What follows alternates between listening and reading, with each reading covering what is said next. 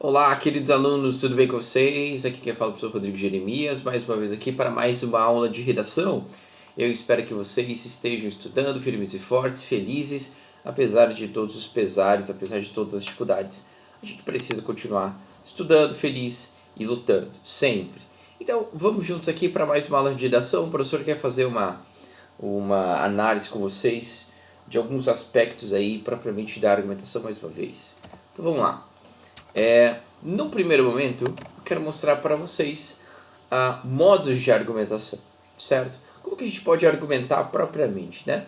Uma das ideias é fazer causa ou então fazer consequência. Argumentos de causa ou argumentos de consequência. Então, olha lá. O autor, para comprovar sua tese, apresenta os motivos, os porquês, causas e os efeitos, consequências do fato em discussão. Aqui o exemplo que eu vou te apresentar, ele vai estar falando muito mais de consequência. Analisa comigo. É claro que é uma parte, professor, de alguma redação? Não necessariamente. Esses exemplos aqui são muito mais genéricos, tá? Quando a gente for entrar num exemplo bem assim, tipo, ó, isso aqui é um exemplo mesmo de uma redação, eu te falo. Mas aqui simplesmente vai ser um exemplo de uma consequência, tá? Um argumento que aborda um aspecto de consequência. Olha lá o que ele diz. A crescente circulação de jogos virtuais, unida à larga utilização de imagens virtualizadas na mídia, representam formas de manipular toda uma população, ocupando-a com fantasias e alienando-a da realidade. Bom, aqui ele está falando para nós que uma sociedade ela fica alienada, né? Alienada e por conta disso pode ser manipulada, certo? Quando ela é ocupada por essas fantasias, né? Por esses jogos, por essas imagens virtualizadas. E aí a gente tem a consequência, certo? De ficar alienado. É isso que ele está querendo colocar, né? Essas imagens virtualizadas, esses jogos virtuais, acabam então alienando as pessoas da realidade. Então, e a gente pode ser manipulado por conta disso. Dessa forma, o ser humano é privado de refletir sobre a situação social e política em que vive. Então, propriamente, fica alienado das situações reais e importantes da vida, né? É o efeito, é a consequência da utilização aí de jogos virtuais, imagens virtualizadas, segundo esse texto aqui, certo, aluno? Você pode pensar aquilo que você quiser. Mas qual que é a grande questão aqui dos nossos modos de argumentar? Eu quero que você preste atenção no seguinte. Quando você for pegar, então, um tema para fazer a sua argumentação, você pode falar quais são as causas daquele problema, certo? Então, sei lá, a crise de desemprego no século XXI. Veja que esse é o tema da nossa redação. A gente pode tentar analisar ela pelo prisma da causa desse problema. Qual que é a causa dessa crise de empregos que nós vivemos no século XXI? Bom, uma das causas, certamente, né, você pode colocar que é a pandemia que nós vivemos do coronavírus, certo? Você estará completamente correto se você colocar isso como causa.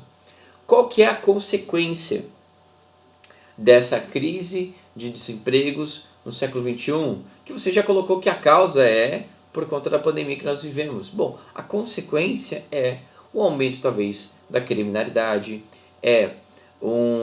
deixa eu ver que mais que algumas pessoas podem levantar, né? Pode ser propriamente a fome, a miséria, né? E a fome é um problema social que infelizmente muitos países, o Brasil, enfrenta ainda. Isso pode ser muito agravado. Tem muitas pessoas que hoje conseguem comer porque nós temos projetos sociais que os ajudam, certo? Então, são empresas que vão lá, fazem uma ação nesse sentido, são pessoas voluntárias simplesmente, são órgãos, são organizações não governamentais, ONGs que ajudam essas pessoas, são igrejas que vão lá, pelos seus voluntários também acabam ajudando essas pessoas, só que se a gente tiver numa crise de emprego mesmo, né, fica mais difícil um ajudar o outro, justamente porque falta para si mesmo, como é que eu vou ajudar o meu próximo? Então, a consequência pode ser um aumento da miséria, um aumento da fome, inclusive mortalidades, né? A própria mortalidade infantil, eu não sei se você sabe, mas existe um órgão, se não me engano foi a Unicef, que levantou a questão sobre a mortalidade infantil, que aumentaria sobremaneira, aumentaria muito, justamente por conta dos problemas econômicos gerados pela pandemia, pelo coronavírus que nós estamos vendo hoje. Então tá vendo, ó, a minha relação em relação a esse tema que eu estou te falando, a crise de desemprego no século XXI, né? Qual que é a causa dessa crise de desemprego? Coronavírus, pandemia que nós vivemos hoje. Consequência, né? Uma crise econômica que vai gerar uma miséria, que vai aumentar o índice de mortalidade infantil, beleza? Você pode, então, quando você for argumentar, sempre pensar qual é a causa desse problema, qual é a consequência desse problema. Certo, cara aluno? Continuamos aqui, então. Dados estatísticos, sim, claro, sempre. Deixa o professor abrir uma aguinha aqui. Os dados estatísticos sempre serão muito importantes na hora que você for argumentar. Vamos analisar ali o que está no slide. A apresentação de dados estatísticos em um texto argumentativo respalda a tese, ou seja, dá fundamentação àquilo que você está falando e torna a defesa mais convincente. Certamente torna a defesa muito mais convincente.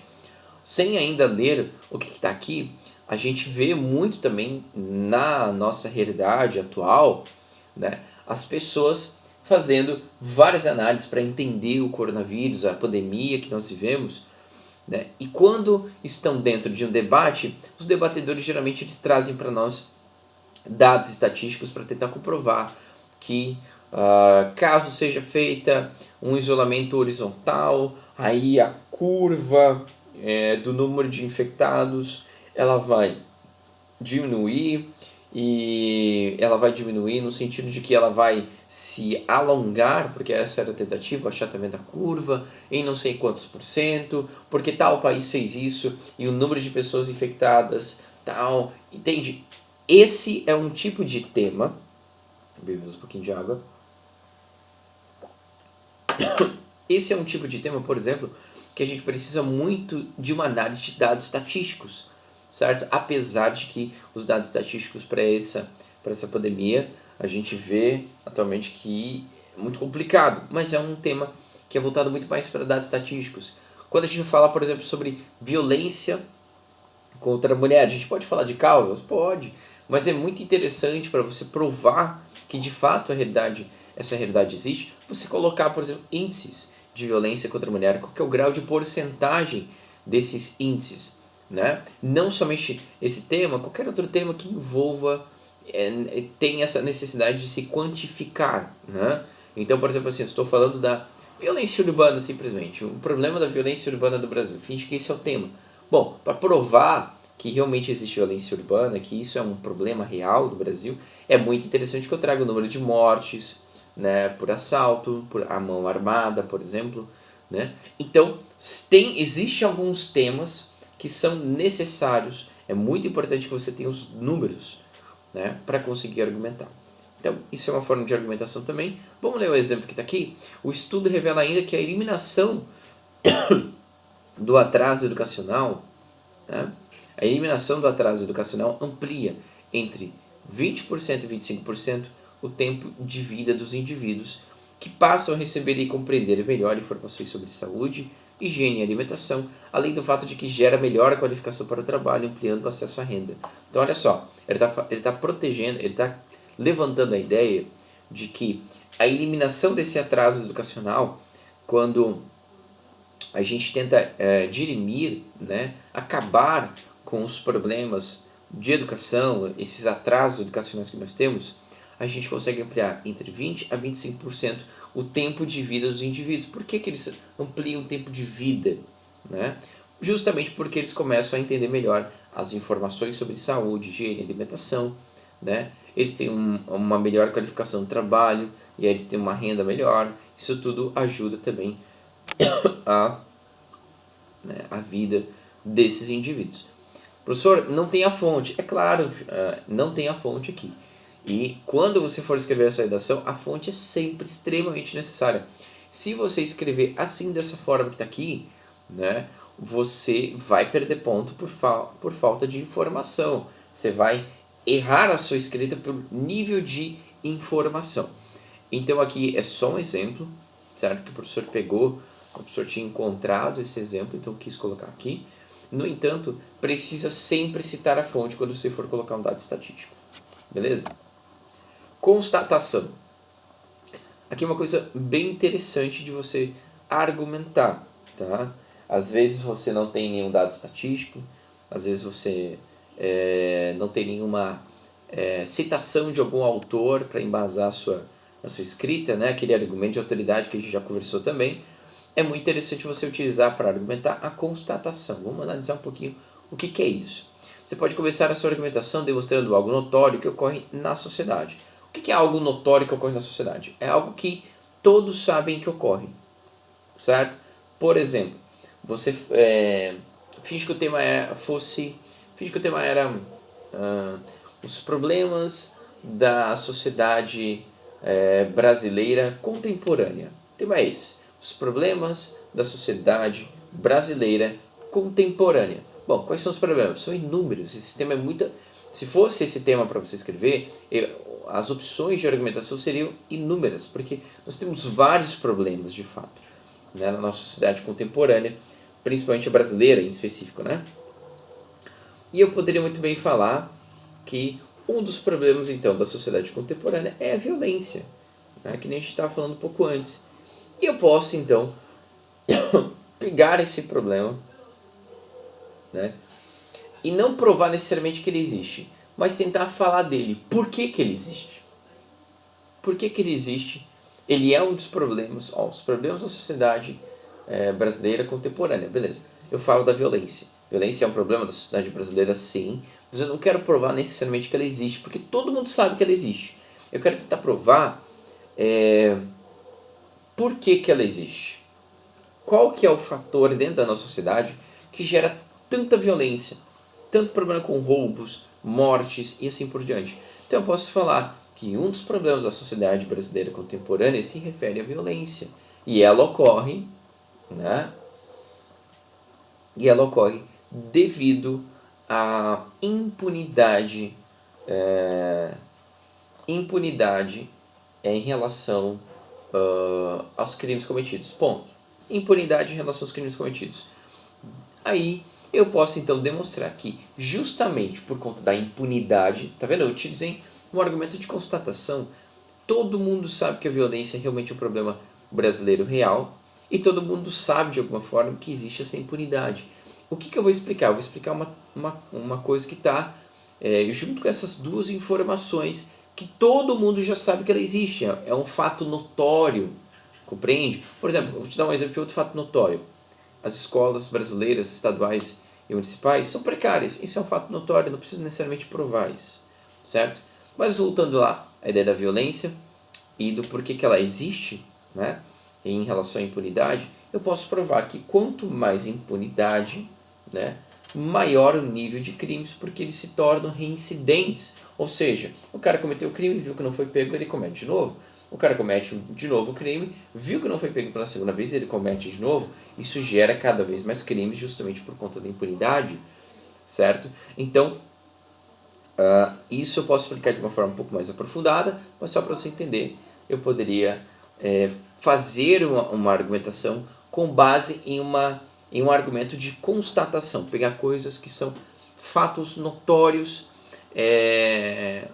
ideias consensuais, não é ideias de senso comum, são ideias consensuais, que todos os brasileiros sabem realmente que é assim, né? Que nem falar sobre corrupção na política. A gente pode falar sobre corrupção na política, não precisa provar, né, que a corrupção na política existe. Eu posso demonstrar por que ela existe, né? Então, beleza. O exemplo que está aqui no slide fica assim. Observa-se no país, contudo, uma perigosa desvalorização da cultura básica, da erudição e do conhecimento. A desvalorização da cultura básica, da erudição e do conhecimento. Então, é uma constatação que a pessoa está fazendo, né? Existe uma desvalorização da cultura, daquilo que é erudito, do conhecimento, certo? Por vezes tem algumas pessoas que querem se formar na faculdade, se elas pudessem pagar pelo diploma dela e ir embora, simplesmente elas fariam, né? O professor já encontrou pessoas assim, com este anseio, né? Talvez, então, talvez já tenha encontrado, vamos colocar assim, né? Pessoas que se pudessem pagar pelo diploma e ir embora, pronto. Não tem importância, só quero me formar. Então eles faziam muito mal o curso, não se importavam tanto com as matérias, porque só queriam se formar mesmo. Então é uma coisa que a gente conhece que existem pessoas assim, né? Já assim, cultura básica, nossos jovens não são estimulados à leitura de jornais e revistas, que também se constituem fonte imprescindível de informação e formação. Muito bem, então é um argumento que tenta partir de uma ideia, né, de constatação, essa desvalorização em relação à cultura. Beleza? E aqui, propriamente, cada aluno, o professor entra numa seara muito interessante sobre um tema muito atual, que é o combate a pandemias no mundo globalizado. Então, olhar cara aluno, o professor deu uma engasgada aqui, ó, olha lá. Para mim, essa argumentação, ela ficou bem interessante de ser mostrada a vocês. Inclusive, foi o professor que escreveu. Ah, então eu te revelo que foi o professor que escreveu. Se você encontrar algum erro, pode falar pro professor, tá? Então, eu vou tentar falar sobre o combate a pandemias no mundo globalizado, ver se ficou interessante e analise com o professor. Olha o que o professor está dizendo aqui. Se por um lado, o mundo globalizado com suas trocas nos campos do comércio, turismo e da cultura contribui sobremaneira, ou seja, contribui muito para a geração de uma pandemia, também contribui para solucioná-las. Lembrando que a primeira frase da argumentação, do parágrafo de argumentação, sempre é a ideia que vai ser defendida. Então vamos entender bem certinho essa ideia. O professor está falando assim, se por um lado esse mundo globalizado, o que é esse mundo globalizado? O mundo globalizado é esse mundo que nós temos trocas aí nos campos do comércio, a gente faz negociação entre diferentes países, né? O Brasil vende ferro, vende produtos agrícolas para diversos países e tal. Ou turismo propriamente, né? A gente tem essa globalização por conta do turismo. A gente vê vários argentinos, por exemplo, em época de verão, aqui nas nossas praias, né, de Santa Catarina, e vice-versa, o brasileiro vai lá também para fora, para outros países. Pelo campo da cultura, a gente ouve músicas, filmes estrangeiros e tal. Então existem várias relações tanto de visitação propriamente a diferentes países e diferentes países visitando o Brasil, quanto também essa troca cultural aí, né? Enfim. Então, isso tudo, ela contribui, ela acaba, isso tudo contribui sobremaneira para a geração de uma pandemia. Porque o que é uma pandemia? Pandemia, ela é uma epidemia que atacou não somente todo um país, mas também atacou outros países e outros continentes. Isso é o significado de uma pandemia, certo?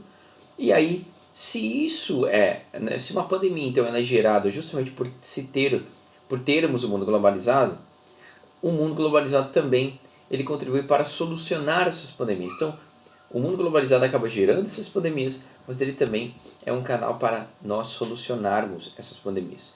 É isso que o professor vai tentar provar, o quanto o mundo globalizado contribui para solucionar essas pandemias.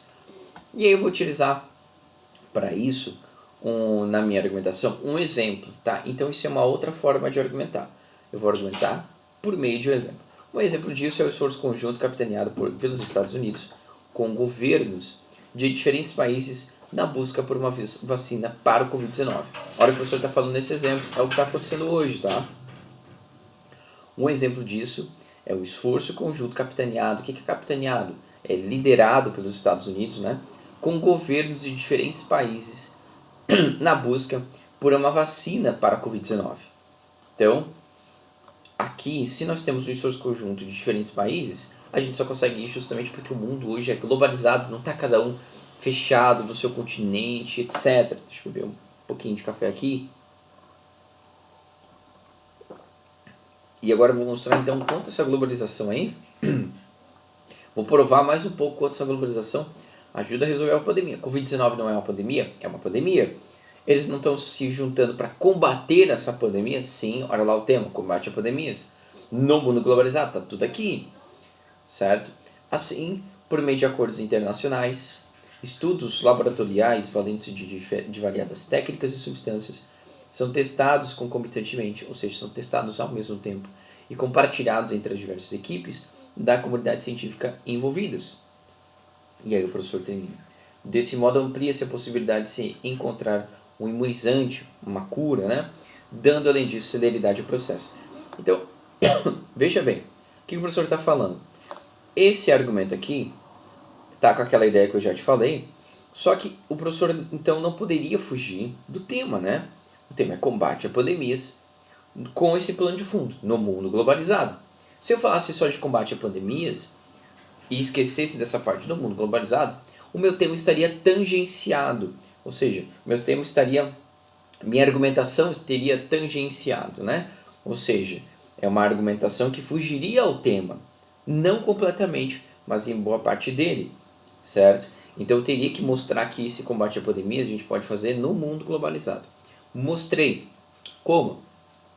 Mostrei esse esforço conjunto que foi capitaneado pelos Estados Unidos em parceria com os diferentes governos para encontrar a cura do Covid-19. Então, eles estão lá juntos trabalhando nisso. E esses estudos feitos em laboratório, com diferentes técnicas, com diferentes substâncias, testados ao mesmo tempo e compartilhada essas informações, né, entre a comunidade científica, acaba fazendo o quê? Acaba ampliando a possibilidade de se encontrar essa cura e, ao mesmo tempo, isso gera, né, uma celeridade ao processo. Isso aumenta a rapidez para se encontrar a cura. É isso que o professor está querendo dizer. Certo? Por quê? Vamos fingir. Faz um esforço com o professor aqui de pensar, né? Veja bem. Vamos fingir que existem 1000 substâncias. 1000 substâncias possíveis de curarem a Covid-19. Deixa eu beber mais um pouquinho de café. Beleza. 1000 substâncias possíveis de se curar a Covid-19. Bom, eu vou ter que testar 1000 vezes. Eu, única empresa, empresa Rodrigo S.A., eu tenho que testar 1000 substâncias para ver se ela vai ser curada. Agora, se eu amplio esse leque de ações, eu pego diferentes países, outros laboratórios que vão testar para mim, né? Eu vou testar uma substância, os outros países, os governos vão testar as 999 outras substâncias que faltam. Então, outras empresas vão pegar cada uma, talvez, uma substância, né, com diferentes técnicas e vão testar. Bom, algum de nós vai encontrar a cura, porque só uma dessas substâncias vai ser a cura, vamos supor, né, que nosso exercício. Finge que o Rodrigues S.A. encontra. Bom, eu encontro isso na minha primeira tentativa, se eu peguei a substância certa. E todas as 999 outras vezes que eu deveria trabalhar para encontrar essa cura e não encontraria, porque só uma estava certa, elas já foram realizadas por todos os outros laboratórios que estão espalhados no mundo. Entende? Eu amplio a minha possibilidade de acertar a cura. Por quê? Porque agora tem 1000 empresas trabalhando nessas 1000 substâncias. Cada uma, né, em uma dessas 1000 substâncias. Então, eu amplio a minha possibilidade de se encontrar a cura e num tempo muito mais hábil, num tempo muito mais rápido. Por quê? Porque eu não preciso testar as 1000 vezes até encontrar aquela que é a cura certa. Não, testo uma ou duas, porque tem outros laboratórios também tentando fazer isso. É isso que o professor tentou mostrar, e isso é um esforço conjunto de diferentes países, por isso que é combate a pandemias no mundo globalizado. Beleza? Eu espero que você tenha entendido a argumentação do professor. Daí a gente continua assim. Ademais, argumento 2, tá? A globalização eu preciso continuar falando desse tema. Então olha lá. Ademais, a globalização por meio dos canais de notícias. Então agora é a globalização por meio dos canais de notícias. Os canais de notícias é uma forma de globalização? Claro que sim. Quando a gente liga a nossa TV e a gente encontra um canal estrangeiro, vamos supor, ou quando a gente está no nosso celular, vendo propriamente na internet algum canal de notícia estrangeiro também, né? Enfim, pode ser até mesmo influenciador digital estrangeiro, não tem problema. Isso tudo é globalização, é disso que o professor está falando agora. Então, ademais, além disso, né, a globalização por meio dos canais de notícias facilita o combate a pandemias no que tange, ou seja, no que se refere às medidas profiláticas. Olha só como é que eu vou combater agora as pandemias. Por meio das medidas profiláticas, ou seja, medidas preventivas. E essas medidas preventivas eu consigo por meio da onde? Por conta desse mundo globalizado, que tem esses canais de comunicação aí na internet, ou então TV mesmo, normal, que eu posso... E aí a gente, por meio deles, eu posso me proteger. Vamos ver como, e é isso que o professor vai provar. Uma vez que, principalmente por conta da internet, os países não infectados podem acompanhar quase em tempo real o desenvolvimento do vírus nos países atingidos. Dessa forma, informações básicas sobre a doença veiculadas rapidamente pelas mídias, como o nível de propagação e como ocorre o contágio, ajuda os indivíduos a se protegerem. Assim, de modo antecipado, as ações acertadas são mantidas e melhoradas e os equívocos evitados. Tá vendo? Justamente por conta desses canais de comunicação, eu consigo acompanhar em tempo real o vírus se propagando em outras regiões dos países, em outros países, né? E foi exatamente isso que aconteceu com o vírus do coronavírus, que começou lá em Wuhan e depois foi atingir a Europa, e o Brasil pôde ir meio que monitorando a ação desse vírus e agir antecipadamente para conseguir se proteger, certo? É isso que o professor está falando aqui. Então, o combate a pandemias no mundo globalizado, de novo, o tema foi totalmente englobado. É um tema extremamente difícil, esse aqui que eu estou te mostrando, justamente por conta da segunda parte aqui, aluno, ó, no mundo globalizado. Se não tivesse essa partezinha, ó, se fosse simplesmente o combate à pandemia do coronavírus, vamos fingir que fosse o tema exatamente esse, o tema seria muito mais facilitado, porque eu posso falar de várias coisas.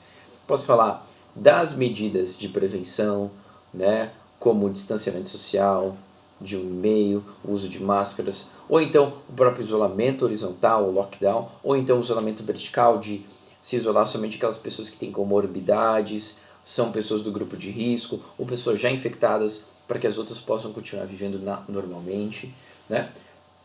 Então, seria muito mais fácil. Agora, quando a gente coloca esse plano de fundo no mundo globalizado, ele não pode ser deixado de lado sob o risco de você fugir ao tema. Então, precisa ser colocado todas as partes do tema dentro da sua argumentação, dentro da sua escrita.